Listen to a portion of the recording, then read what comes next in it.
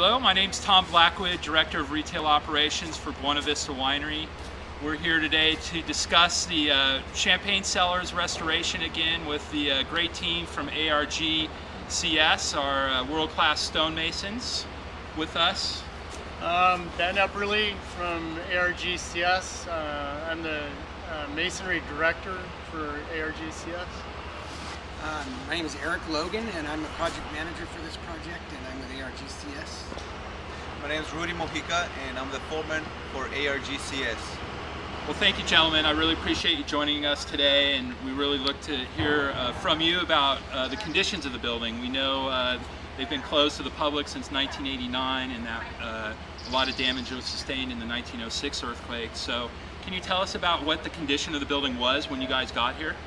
Well, I can tell you the condition of the building was about as bad as it gets. My concern was when we got on this job and I did the first walkthrough was that if we had any kind of a shaker, we'd be in big trouble. We found out that as we moved through the building, it's like peeling off the layers of an onion, and you discover more and more things that are wrong the deeper you get, and more concerns we had to deal with to strengthen the building. I think another indicator of the condition was when the crews actually started removing the existing mortar. There was actual stone units that were basically falling out of the wall while they were doing this. So in other words, while they were working, they'd have to shore areas up so they could replace the stone. And I think that it just became more apparent what kind of condition it was originally in once we started getting into it. So it sort of goes back to what Ben was saying about that peeling the onion skins back. Yeah, and there were places where we get into the wall and this kind of stone, with all the moisture absorption it's taken from the hillside, a lot of the stone had turned into actual clay, where we'd get in the center of the wall, find giant voids, and some of the stones also had just crumbled away and washed away through little water fissures. And some of the stone had actually turned to clay where you could go in and dig the stone out with your hands.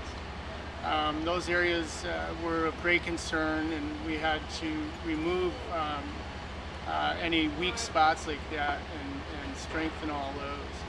But one other thing I might say is that in a building like this, that's as weak as this is going into it,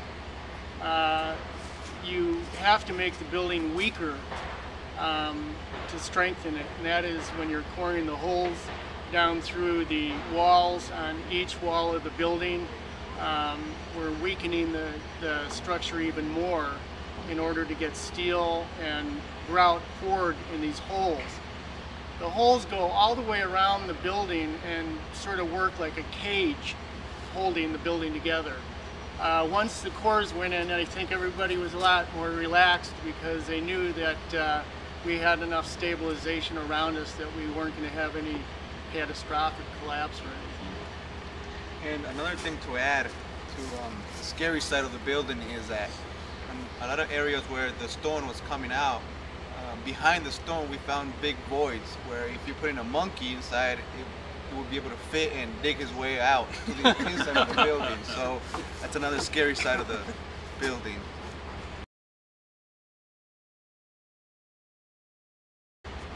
Can you guys add, it was very controversial when we took the ivy down off the building. It was up for many, many years. Can you add what damage that ivy did to the building, what you found? Well, the ivy, it's funny because the Ivy League schools found this out too, especially Stanford removed a lot of its ivy.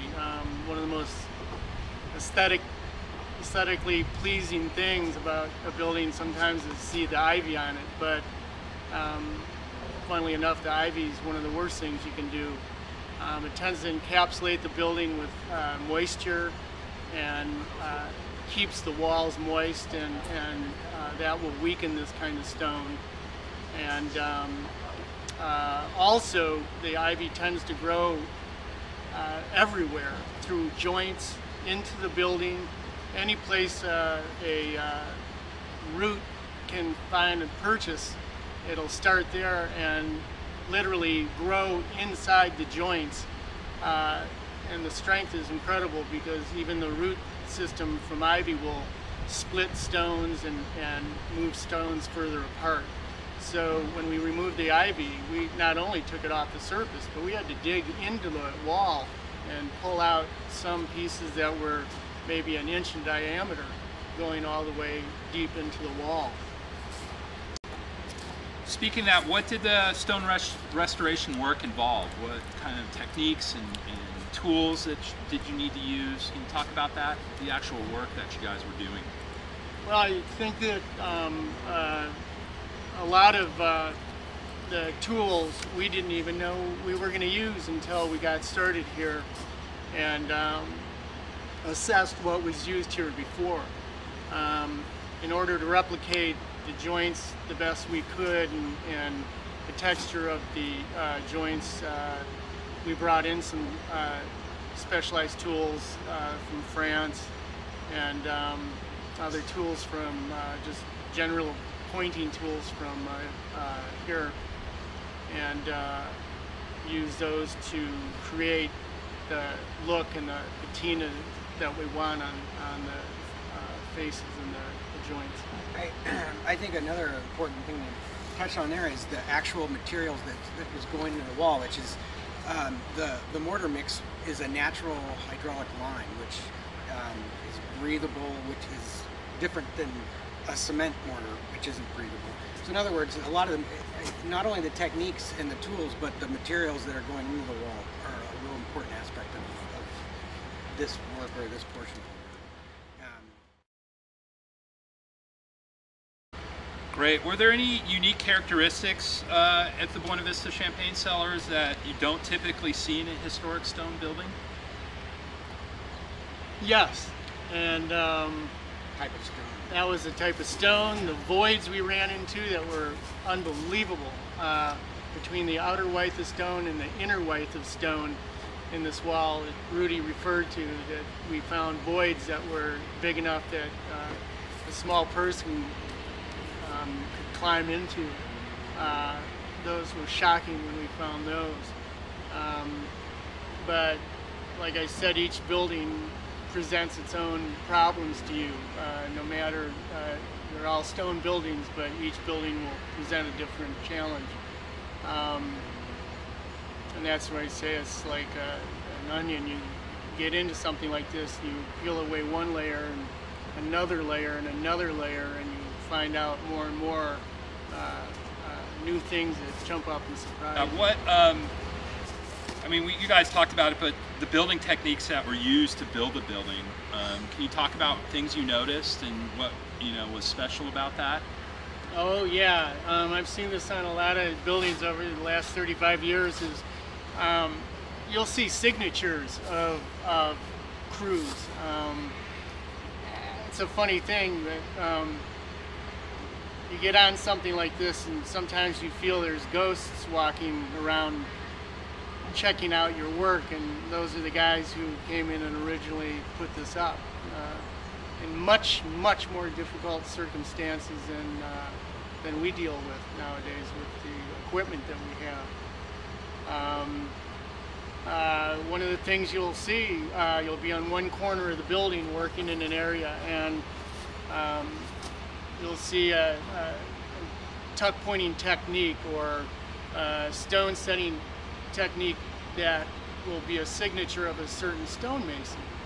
You'll see the way some stones are put together, and then go to another part of the building and see that same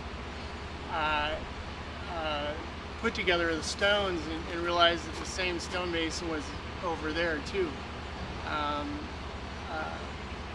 Every stonemason has his own signature, how he'll leave a joint or set a stone, and sometimes that becomes pretty obvious after you've seen that a lot of years. I think one of the neat things when you're working on a building like this is to think how labor intensive it was to actually build it. I mean, there's the coring of the stone, there's the shaping of the stone to some extent. And like Ben was pointing out, the scaffolding back then was a completely different thing than it is now. It's just the amount of effort and work it took to put something like this together would have been pretty amazing. Yeah, you can see in there on the first courses of stone, you have these nicely dressed joints, because you can see these guys that just set them up to about 4 feet in height, and they're standing on the ground.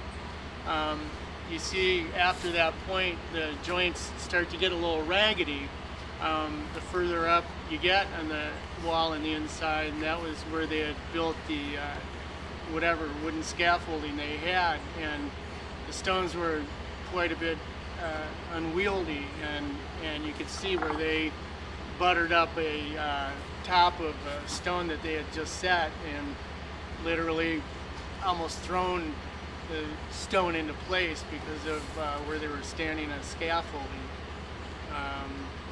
But that's pretty apparent throughout the whole building. Well, that's great stories. Really appreciate it. It's 100 years from now, when they're looking at the buildings, they're going to notice your guys' techniques and what you've done to the building, and you know, we're really excited. It's hard to see now with being covered by the scaffolding, but from up close, the building just looks beautiful, and I know everybody's really excited to open it up and reintroduce the historic champagne cellars to the world again. So thank you for your time, gentlemen, and really appreciate all your efforts. Thank you. Thank you. Thank you.